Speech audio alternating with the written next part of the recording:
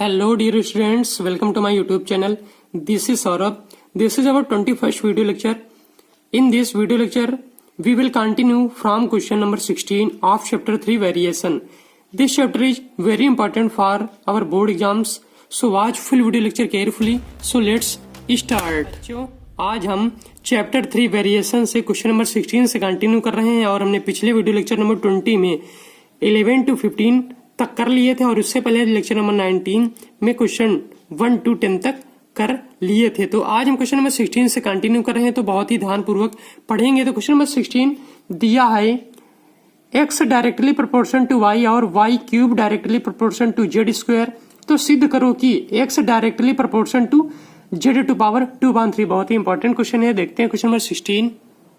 तो बच्चों क्वेश्चन हमने नोट कर लिया, x directly proportion to y और y cube directly proportion to z square, और हमें प्रूव करना है x directly proportion to z to power 2/3। तो हम क्या करेंगे, ये दो हमारी इक्वेशन दी है, तो हम सबसे पहले इनको हम इक्वल साइन लगाकर कोई भी कांस्टेंट यूज करेंगे। तो हम पहले इक्वेशन कांस्टेंट m यूज कर लेते हैं, तो हो जाएगा x is equal to my। ये इक्वेशन 1 हो गई। और हम इस इक्वेशन में क्या करेंगे, कांस्टेंट को मान लेते हैं n, तो हो जाएगा n z टू पावर 2। इतना हो गया।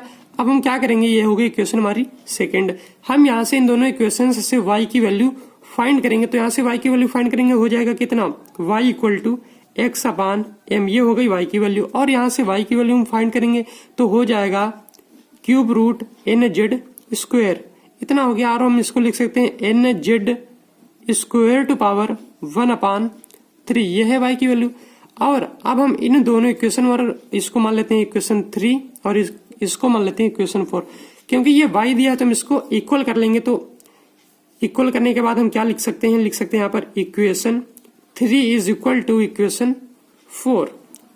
इक्वेशन 4 हो गया। अब हम क्या करेंगे, तो यहाँ से y इक्वल कर लेंगे, तो हो जाएगा x upon m equal n z square to power 1/3। इतना कर लिया। अब हम क्या करेंगे, यहाँ से ये जो पावर 1/3 है हम इसमें मल्टीप्लाई करा लेंगे, क्योंकि ये ब्रैकेट के दोनों ओर पावर दी है, हमने चैप्टर 1 में पढ़ा था। तो हो जाएगा x upon m equal to n to power 1/3 into z to power 2/3। अब हम क्या करेंगे, ये जो कांस्टेंट m दिया है और ये कांस्टेंट दिया है n टू पावर 1/3, इसको हम पास पास लिख लेंगे, तो हो जाएगा n to power 1/3 into m और हो जाएगा z टू पावर 2/3। ये दोनों दिए हैं कांस्टेंट, तो हम इसको लिख सकते हैं x directly proportion to z to power 2/3। जो हमें प्रूव करना था वो प्रूव हो गया, तो हम इसको लिख सकते हैं इट प्रूव्ड। आपको समझ में आ गया होगा। समझ में ना आया हो तो क्वेश्चन को दोबारा रिपीट करके देखिएगा। हम लिख सकते हैं इट प्रूव्ड, क्योंकि कोई भी क्वेश्चन एक बार में नहीं समझ में आ सकता है, तो हो सकता है समझ में ना आए कोई भी क्वेश्चन, तो उसको रिपीट करके आप देख सकते हैं। तो अब हम क्वेश्चन नंबर 17 की ओर चलते हैं। तो बच्चों क्वेश्चन नंबर 17 दिया है हमारा, यदि x square plus y square is directly proportion to x square minus y square, तो सिद्ध करो x plus y directly proportion to x minus y. तो हम क्वेश्चन नोट कर लेते हैं। बच्चों इस क्वेश्चन को ध्यान से समझना, क्योंकि ये थोड़ा क्वेश्चन डिफिकल्ट है, तो आपको हम बहुत ही इजी मेथड से समझाएंगे। तो ये क्वेश्चन हमने नोट कर लिया, x square plus y square directly proportion to x square minus y square. तो हम सबसे पहले इस इक्वेशन में कोई कांस्टेंट मान लेते हैं। तो माना कि हमने कांस्टेंट मान लिया m bracket x square minus y square. तो अब हम क्या करेंगे, मल्टीप्लाई करा लेंगे कांस्टेंट की।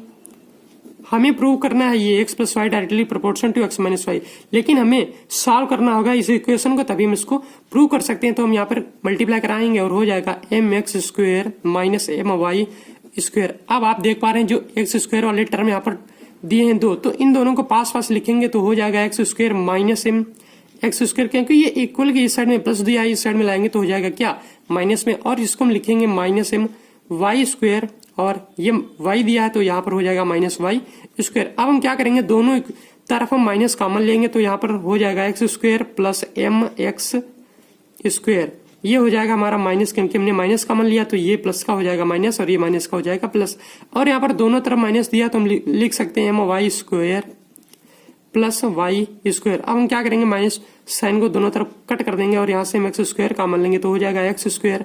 जो पॉजिटिव वैल्यू है हम उसको पहले लिख सकते हैं, तो हो जाएगा एम -1 और इधर हम वाई स्क्वायर कॉमन लेंगे और यहाँ से हम लिख सकते हैं m+1। तो इतना हो गया। अब हम क्या करेंगे x square upon y square कर सकते हैं, तो x square upon y square, y हम इस साइड में वाई को लेकर आए तो ये अपान में हो जाएगा और यहाँ पर हो जाएगा m+1 अपान m-1। अब हम क्या करेंगे दोनों तरफ स्क्वायर रूट लेंगे, तो टेकिंग हम लिख सकते हैं taking square root on both sides. दोनों तरफ जब हम स्क्वायर रूट लेंगे तो क्या हो जाएगा x upon y is equal to root m+1 upon m-1। तो यहां से क्या प्रूव हो गया, हम लिख सकते हैं x equal to root m+1 upon m-1 into ये y दिया है तो हम इसको इंटू मल्टीप्लाई में y कर सकते हैं। तो यहां से हमने प्रूव कर लिया x directly proportion to y। तो हमने अभी इतना प्रूव किया और हमें प्रूव क्या करना है, हमें प्रूव करना है ये x plus y directly proportion to x minus y. तो हम इसको प्रूव करेंगे x directly proportion to y से, जो हमने अभी फाइंड किया है। तो बच्चों हमने इतना फाइंड कर लिया x directly proportion to y और हमें प्रूव करना है x plus y directly proportion to x minus y. तो हम यहाँ पर क्या करेंगे, हम जैसे कोई इस टाइप की इक्वेशन दी होती थी, प्रोपोर्शन का साइन लगा रहता था, तो हम उसको इक्वल में चेंज करते थे और कोई हम क्या करते थे कि कोई कांस्टेंट मानते तो यहाँ पर हम क्या कांस्टेंट मानेंगे, ये ध्यान देने वाली बात है। हम यहाँ पर एक कांस्टेंट थोड़ा अलग टाइप का मानेंगे, तो यहाँ पर हो जाएगा k+1 अपान k-1। हमने यहाँ पर कांस्टेंट माना क्योंकि कांस्टेंट वैल्यू में हम कुछ भी मान सकते हैं क्योंकि वो होता ही हमारा कांस्टेंट है। तो हमने कांस्टेंट मान लिया x+1 अपान x-1 और यहाँ पर इंटू में हो जाएगा y। अब हम क्या करेंगे, ये जो दिया है k-1 इसको हम इस साइड में मल्टीप्लाई करा लेंगे क्योंकि ये इस साइड में डिवाइड में दिया है। तो हम लिख सकते हैं x ब्रैकेट k-1 और इधर दिया है y ब्रैकेट k+1। इस टाइप से अब हम सॉल्व करेंगे तो हो जाएगा kx minus x equal to ky plus y। इतना हमने कर लिया। अब हम क्या करेंगे, ये जो टर्म दिया है kx और ये ky, इनको हम पास पास लिखेंगे तो हो जाएगा kx माइनस ky और इधर हम क्या करेंगे, ये पॉजिटिव, ये सॉरी यहाँ पर निगेटिव दिया, इस साइड में ले आएंगे तो हो जाएगा पॉजिटिव और हम लिख सकते हैं x प्लस वाई। अब हम क्या करेंगे, इस टर्म में k हम लेंगे कॉमन तो हो जाएगा k bracket x minus y equal to x plus y. इतना तो आपको समझ में आ गया होगा। अब हम यहाँ पर देखते हैं ये दोनों इक्वल दिए हैं, चाहे हम इसको पहले लिखें चाहे इसको, कोई भी चेंजमेंट नहीं होगा। तो हम यहाँ पर लिख सकते हैं x plus y is equal to k bracket x minus y. अब हम हमेशा की तरह क्या करते थे, जब हम कांस्टेंट यूज करते थे तब हम इक्वल साइन भी यूज करते थे और जब हम कांस्टेंट हटा देते हैं तो हम यहाँ पर प्रपोर्शन का साइन यूज कर लेंगे। तो यहाँ से जो हमें प्रूव करना था वो प्रूव हो गया x plus y directly proportion to x minus y. तो ये हमारा प्रूव हो चुका है। बस हमें ध्यान देने वाली बात ये है कि जो हम कांस्टेंट मानेंगे वो तो थोड़ा डिफरेंट टाइप का कांस्टेंट मान लेंगे, x k+1 अपान k-1, तभी हम इसको प्रूव कर पाएंगे, अन्यथा बहुत ही प्रॉब्लम से ये प्रूव होता है। हम यहाँ पर थोड़ा कांस्टेंट डिफरेंट मानेंगे। तो ये कांस्टेंट को ध्यान रखिए क्वेश्चन नंबर 17 में। इसके बाद हम नेक्स्ट क्वेश्चन देखते हैं। इसके बाद बच्चों क्वेश्चन नंबर 18 दिया है, यदि x directly proportion to yz और y directly proportion to zx तो सिद्ध करो कि z कोई अचर राशि है, z कोई अचर राशि है। तो बच्चों क्वेश्चन नंबर 18 दिया है, हम देखते हैं। तो बच्चों क्वेश्चन मैंने नोट कर लिया, x directly proportion to yz और y directly proportion to zx। हमें प्रूव करना है z कोई एक अचर राशि है या हम इसको मान सकते हैं कांस्टेंट वैल्यू है। तो आपको एग्रीकल्चर मैथ क्लास 11 वो भी चैप्टर 3 आपको सोल्यूशन नहीं मिलेगा यूट्यूब चैनल पर, वो भी केवल हमारे चैनल पर अवेलेबल है। तो आप चैनल को अवश्य सब्सक्राइब करिए और अपने फ्रेंड्स के साथ ज्यादा से ज्यादा शेयर कर दीजिए और वीडियो पसंद आए तो लाइक तो कर लीजिएगा और ध्यान से पढ़ना है क्योंकि इस टाइप का study material agriculture class 11 math solution नहीं मिलेगा आपको यूट्यूब चैनल पर। तो अब हम क्या करेंगे, वो भी चैप्टर 3 इंपॉर्टेंट चैप्टर 3 है, वो आपको नहीं मिलेगा। तो अब हम इसको सॉल्व करते हैं। हमें प्रूव करना है जेड को ये कांस्टेंट वैल्यू है। तो यहाँ पर दो इक्वेशन दिए हैं, x directly proportion to y z और दिया है y directly proportion to z x. अब हम यहाँ पर क्या करेंगे, इसको हम इक्वल साइन में चेंज करेंगे और यहाँ पर कोई भी हम कांस्टेंट मान लेते हैं, एम यूज कर लेते हैं तो हो जाएगा एम वाई जेड और यहाँ पर हम यूज करेंगे एन तो हो जाएगा एन जेड एक्स। अब हम यहाँ से क्या करेंगे, इस इक्वेशन 1 से y की वैल्यू फाइंड करेंगे तो हो जाएगा x upon m into Z, क्योंकि m और z इधर आ जाएगा तो ये हो जाएगा y equal to x upon m z और यहाँ पर y की वैल्यू तो दी है सेकंड इक्वेशन से। तो अब हम क्या करेंगे, दोनों इक्वेशन 1 और इक्वेशन 2 को इक्वल कर देंगे। तो इक्वल करने के बाद हम वाई वाई इक्वल कर देंगे तो हो जाएगा x upon m z equal to n z x. अब हम यहाँ पर क्या करेंगे, z की वैल्यू फाइंड करेंगे तो हो जाएगा कितना, x इक्वल टू मल्टीप्लाई करा देंगे m into n into z, यहाँ पर 2 बार हो जाएगा तो हो जाएगा जेड स्क्वायर इंटू एक्स, इतना हो गया। और अब हम क्या करेंगे, जो ये x दिया है इसको इस साइड में ले आएंगे तो हो जाएगा क्या, x upon x equal to m n into z square. X x cut जाएगा, बचेगा क्या, 1 equal to m n into z square. अब हम यहाँ पर देखते हैं, हमने फाइंड कर लिया m n into z square equal to कितना, 1। और अब हम जेड स्क्वायर को बिल्कुल स्वतंत्र कर देंगे तो हो जाएगा z square equal to 1 upon m n. अब हम क्या करेंगे, दोनों तरफ स्क्वायर रूट ले लेंगे तो हम लिख सकते हैं स्क्वायर रूट लेने पर टेकिंग बोथ साइड्स। तो अब हम यहाँ पर फाइंड कर पाएंगे z equal to 1 upon root m n. अगर हम ये भी लिखते हैं रूट 1 अपान एम एन, क्योंकि ये दोनों ही सही है। तो ये एम एन हमने माने थे क्या, दोनों इक्वेशंस में कांस्टेंट माने थे। तो हम यहाँ पर लिख सकते हैं Z is a constant value, Z एक अचर राशि है, क्योंकि एम एन एक, हम यहाँ पर लिख सकते हैं चूंकि m and n equal to constant, so z also constant. तो ये प्रूव हो गया। इसके बाद हम क्वेश्चन नंबर 19 देखते हैं। समझ में ना आया तो वीडियो को पॉज करके दोबारा देखिएगा। बच्चों क्वेश्चन नंबर 19 दिया, यदि x directly proportion to y और y directly proportion to z, तो सिद्ध करो कि x square plus y square plus z square directly proportion to y z plus z x plus x y. ये question UP board exam 1991 में आया हुआ है। तो ये बहुत ही इंपॉर्टेंट क्वेश्चन है, ध्यान से समझेंगे। तो बच्चों क्वेश्चन हमने नोट कर लिया है, x directly proportion to y और y directly proportion to z, ये हमें दिया है और प्रूव करना है x square plus y square plus z square directly proportion to y z plus z x plus x y. और ये क्वेश्चन यूपी बोर्ड एग्जाम 1991 में आया हुआ है, तो हम इसको इंपॉर्टेंट मान सकते हैं। ये क्वेश्चन दोबारा भी आ सकता है, तो हम इसको ध्यान से समझेंगे।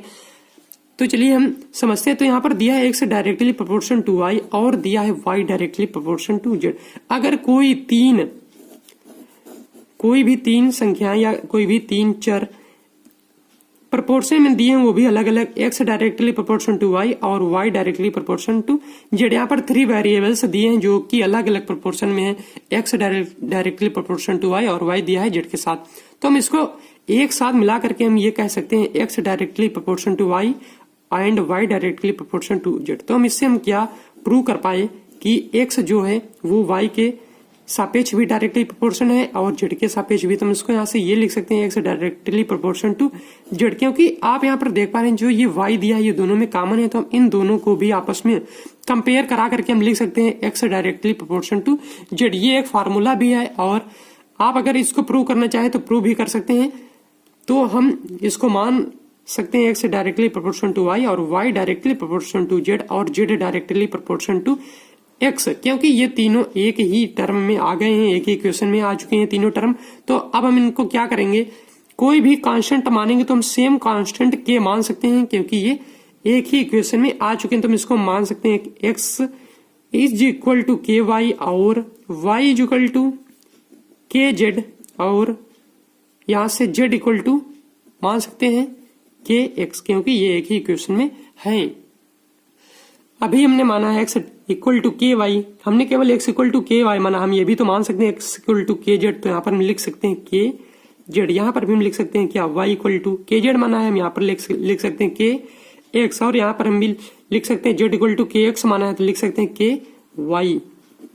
तो अब हम प्रूव करेंगे क्या कि जो हमें प्रूव करना है x square plus y square plus z square. तो हम यहाँ पर एक्स स्क्वायर दिया है, इसको मान लेते हैं इक्वेशन 1 और इक्वेशन 2 और इक्वेशन 3। तो हम इक्वेशन 1 का स्क्वायर करेंगे तो हो जाएगा x square equal to k square y square equal to k square z square. या हम केवल इन दोनों टर्म को ही मानेंगे, तो इन दोनों टर्म के साथ केवल चलते हैं तो हो जाएगा x square equal to k square y square.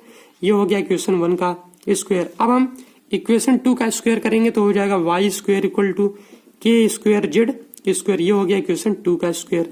अब हम इक्वेशन 3 का स्क्वायर करेंगे तो हो जाएगा के स्क्वायर एक्स स्क्वायर, इतना तो आपको समझ में बिल्कुल आ गया होगा। अब हम क्या करेंगे, यहाँ पर देखते हैं ये जो टर्म दिया है के स्क्वायर वाई स्क्वायर, तो हम यहाँ पर इसको क्या लिख सकते हैं, x square equal to k square y square को लिख सकते हैं 2 बार वाई इंटू वाई। इसी टाइप से हम तीनों इक्वेशंस में यही करेंगे तो हो जाएगा के स्क्वायर जेड इंटू जेड, और यहाँ पर भी हम लिख सकते हैं Z square equal to k square x into x. अब हम क्या करेंगे, एक्स जेड वाई ये 3 टर्म सेम रहेंगे और केवल इसमें वाई जेड एक्स की वैल्यू हम चेंज करेंगे, वो भी यहां से।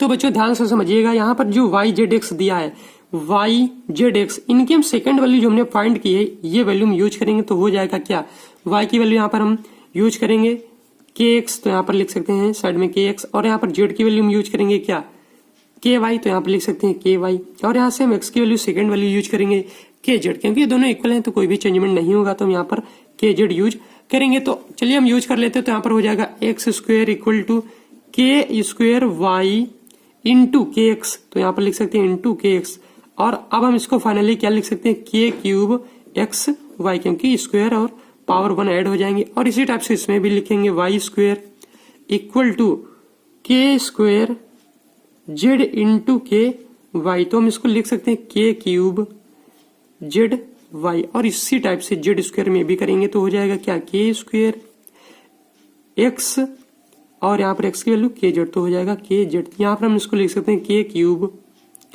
X Z. ये हो गई इक्वेशन, हम मान लेते हैं इसको 4, इक्वेशन 5 और इक्वेशन 6। अब हम इन तीनों इक्वेशन को ऐड करेंगे तो लिख सकते हैं add equation 4 plus 5 plus 6। Add करने के बाद हम फाइंड करेंगे, हो जाएगा x square plus y square plus z square is equal to k cube x y plus k cube z y plus k cube x z. अब हम क्या करेंगे, इसमें के क्यूब कॉमन ले लेंगे तो हो जाएगा x y plus z y plus x z. तो हम लिख सकते हैं इसको क्या, x square plus y square plus z square directly proportion to k cube, तो यहाँ पर एक कांस्टेंट है तो हम इसको कांस्टेंट मानेंगे तो हो जाएगा x square plus y square plus z square is equal to, sorry equal से हम प्रोपोर्शन में जाएंगे तो यहाँ से कांस्टेंट हट जाएगा, हो जाएगा एक्स वाई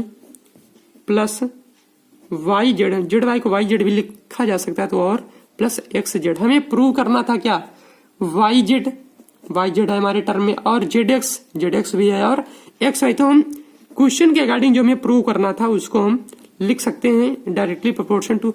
मान लेते हैं जैसे कोई भी क्वेश्चन आपको दिया है 1 + 2 + 3, और इसको आप ये भी लिख सकते हैं 2 + 1 + 3, और इसको आप ये भी लिख सकते हैं 3 + 2 + 1, क्योंकि आंसर तो तीनों का सेम ही रहेगा, चाहे तीनों टर्म अलग अलग लिखे हों या सीरियल से लिखे हों, कोई भी डिफरेंस नहीं आएगा, क्योंकि जो आपका आंसर होगा वो तो 6 ही रहेगा। ये हमने एक एग्जाम्पल के तौर पर माना है, तो यहाँ पर हम लिख सकते हैं इसको क्या, वाई जेड को हमने पहले लिख लिया plus z x second number पे दिया है, और प्लस एक्स वाई। तो जो हमें प्रूव करना था वो हमने प्रूव कर लिया है, तो हम इसको क्या लिख सकते हैं, इट प्रूव्ड। क्वेश्चन समझ में ना आया हो तो दोबारा वीडियो को पॉज करके दोबारा चला करके देखिएगा, आपको जरूर ही समझ में आ जाएगा। फिर भी समझ में ना आया तो कमेंट सेक्शन में आपके लिए पूरा दरबार खुला हुआ है बच्चों। इसके बाद हम क्वेश्चन नंबर 20 देखते हैं, जो दिया है, यदि x directly proportion to y plus z और y directly proportion to z plus x, तो प्रूव करना है x directly proportion to z। ये क्वेश्चन आया है यूपी बोर्ड एग्जाम 1985 में। तो बच्चों क्वेश्चन के अकॉर्डिंग हमने नोट किया x directly proportion to y plus z and y directly proportion to z plus x, तो हमें प्रूव करना है x directly proportion to z। ये क्वेश्चन यूपी बोर्ड एग्जाम 1985 में आया हुआ है, तो हम इसको इम्पॉर्टेंट कह सकते हैं, तो इसको ध्यान पूर्वक समझेंगे। तो अब हम क्या करेंगे, यहाँ पर 2 इक्वेशन दिए हैं, तो दोनों को हम कांस्टेंट यूज करके लिखेंगे। कांस्टेंट मान लेते इसमें m y प्लस जेड, इसको इक्वेशन 1 मानेंगे, और यहाँ पर y equal to n constant मानते हैं z प्लस एक्स, इसको इक्वेशन 2 मानेंगे। और अब हम यहाँ पर क्या करेंगे, इसके बाद इक्वेशन 1 में y की वैल्यू फाइंड करेंगे तो हो जाएगा क्या, x equal to m y plus z, y की वैल्यू फाइंड करेंगे तो हो जाएगा y is equal to x - z/m, क्योंकि x - z, जेड को इधर ले आएंगे और जो मल्टीप्लाई में m दिया है उसको अपान में ले जाएंगे तो यहाँ से y की वैल्यू फाइंड हो गई y equal to x minus z upon m, इतना हो गया। और यहाँ पर इक्वेशन 2 में y की वैल्यू दी है तो हम इक्वेशन इसको मान लेते हैं 3, equation 3 is equal to equation 2, ये कर लेंगे तो क्या हो जाएगा x minus z upon m is equal to n bracket z plus x. इतना आपको समझ में आ गया होगा क्योंकि यहाँ से हमने y की वैल्यू फाइंड किया और यहाँ से y की वैल्यू फाइंड करके दोनों को इक्वल कर दिया तो हमने फाइंड किया x minus z upon m equal to n bracket z plus x bracket close. तो अब हम क्या करेंगे, इस इक्वेशन से x की वैल्यू फाइंड करेंगे तो हो जाएगा x माइनस जेड, मल्टीप्लाई करा लेंगे हो जाएगा mn into Z plus mn into x. X वाला टर्म ये दिया इस साइड में ले आएंगे तो हो जाएगा x minus mn x equal to mn z, ये निगेटिव इधर ले आएंगे पॉजिटिव हो जाएगा तो यहाँ से x कॉमन लेंगे 1 माइनस mn और इधर जेड कॉमन लेंगे तो हो जाएगा 1 प्लस mn। अब हम x अपान जेड करेंगे, सॉरी केवल x करेंगे और ये जो एक कांस्टेंट दिया है और इस कांस्टेंट को इधर ले आएंगे तो हो जाएगा 1 माइनस mn और इंटू जेड। तो यहाँ से ये तो कांस्टेंट हो गया तो हम इसको डायरेक्टली लिख सकते हैं क्या, x directly proportion to z. जो हमें प्रूव करना था वो प्रूव हो गया है तो हम इसको लिख सकते हैं इट प्रूव्ड। क्वेश्चन समझ में आ गया होगा। तो बच्चों आज के लेक्चर में इतना ही और ये हमारा लेक्चर नंबर था 20। चैप्टर 3 है वेरिएशन, बहुत ही इंपॉर्टेंट है वेरिएशन। इसमें हमने क्वेश्चन लेक्चर नंबर 21 था तो इसको 21 लिखेंगे और इस लेक्चर में हम लोगों ने क्वेश्चन नंबर 16 टू 20 तक कवर किए हैं। तो आज के लेक्चर में इतना ही, मिलते हैं अगले वीडियो लेक्चर में। आपको क्या करना है, चैनल को शेयर तो जरूर ही कर देना है और सब्सक्राइब नहीं किया तो अवश्य सब्सक्राइब करेंगे। कोई भी क्वेरी हो को तो कमेंट सेक्शन में आप अवश्य कमेंट करिए और वीडियो को बिना लाइक करके तो मत ही जाइएगा। तो आज के लिए इतना ही, थैंक यू।